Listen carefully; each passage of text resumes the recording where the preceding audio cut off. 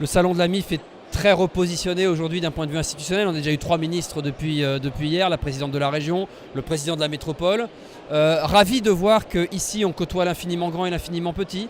On est dans des débats sur l'extrême quotidien, la restauration scolaire, la tonte de la pelouse, des moyens mécaniques pour les communes. Et en même temps, on est sur des débats qui prolongent la vie de la commune, qui dépassent notre modèle de vie d'aujourd'hui. On est en ce moment même avec une table ronde sur les autoroutes du futur. Donc on est à la fois dans le quotidien et à la fois dans la prospective. C'est tout l'intérêt d'un salon comme celui-ci.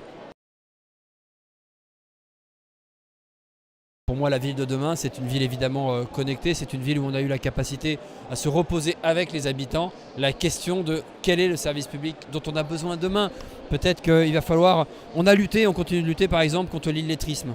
L'un des enjeux majeurs, c'est de lutter contre l'électronisme aujourd'hui. C'est comment je permets à ce que la révolution numérique ne soit pas une rupture de plus, mais une chance de plus de désenclaver et d'aller vers une ville moderne en lien avec les habitants, qui permettrait de poser des questions, y compris provocantes, par exemple.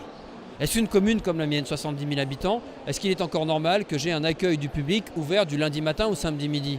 Est-ce qu'à l'heure du numérique, si par exemple on était ouvert de 16h jusqu'à 20h tous les jours, 16h jusqu'à 20h, c'est-à-dire pour accueillir ceux qui ne travaillent pas en journée, mais accueillir ceux qui travaillent le soir, ce ne serait pas une solution finalement plus intelligente? Je pense que c'est vers ces questions-là qu'il va falloir qu'on ose avec les habitants pour être au plus près de leurs attentes et donc on le construise ensemble. L'ère du numérique, c'est l'occasion de se réinventer. Je vais vous citer...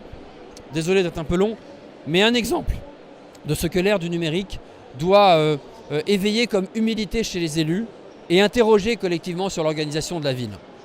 C'est Waze. Je trouve que Waze, c'est l'exemple excellent de ce qui est bousculé dans nos institutions. Voilà une application qui a été créée par quelqu'un en Israël, à 4500 km d'ici, qui vise à organiser notre vie et à changer notre vie du quotidien, notamment sur l'utilisation routière. Quand je fais des colloques avec 200-300 personnes, je m'amuse à demander qui utilise Waze. Quasiment toutes les mains se lèvent.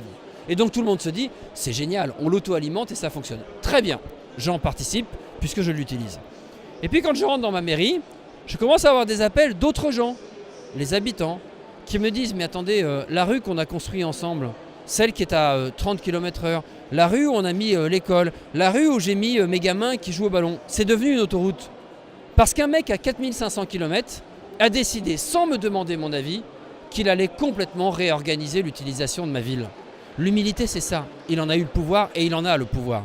Construire la ville de demain, c'est tenir compte aussi de cette donnée. On ne construit plus la ville tout seul. C'est important de l'avoir à l'esprit.